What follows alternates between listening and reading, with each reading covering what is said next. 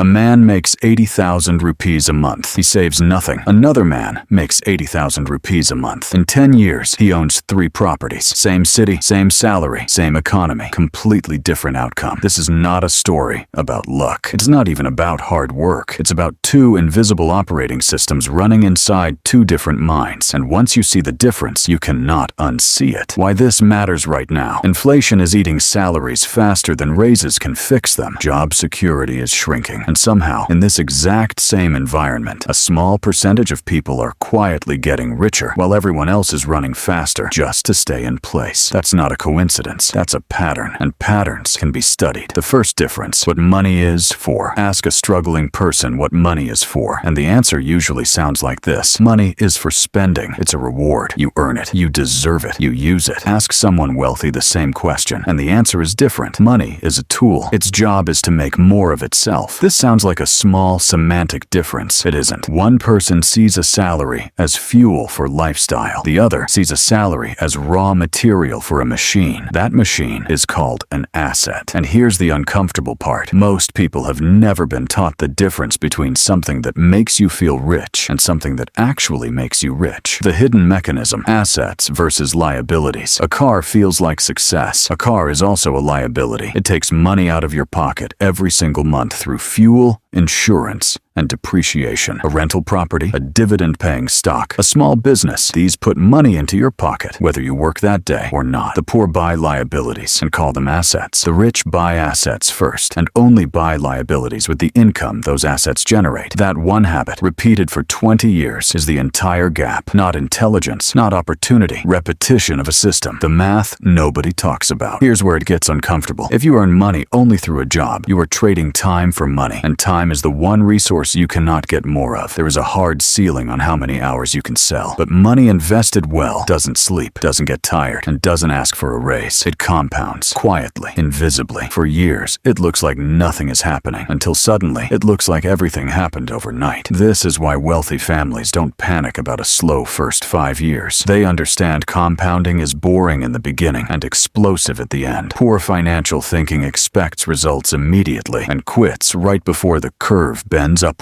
The real contrast, the poor mindset says, I can't afford it, and the conversation stops there. The rich mindset asks, how can I afford it? And the brain starts searching for a way, a skill, an investment, a business idea. One mindset closes a door, the other forces the brain to solve a problem. This is not toxic positivity. It's a mechanical difference in how a brain is trained to respond to financial pressure, and over a lifetime, that training compounds just like money does. Zooming out, why this actually matters for society. This isn't just a personal finance story. It's an economic one. When large parts of a population are trained to spend and not build, wealth doesn't disappear. It just concentrates somewhere else. Assets get transferred from people who don't understand them to people who do, generation after generation. That's why the same families tend to stay wealthy, and the same families tend to stay stuck, not because of some conspiracy, but because financial thinking is inherited far more powerfully than money itself. The question worth sitting with. So here's the uncomfortable thought to end on. If a poor person and a rich person both won the same lottery tomorrow, studies show most poor winners return to their original financial state within a few years. The rich winners, they multiply it, which means the money was never really the variable. The real question is, if your bank balance reset to 0 tomorrow, would your mindset rebuild it, or would it lead you right back to where you started?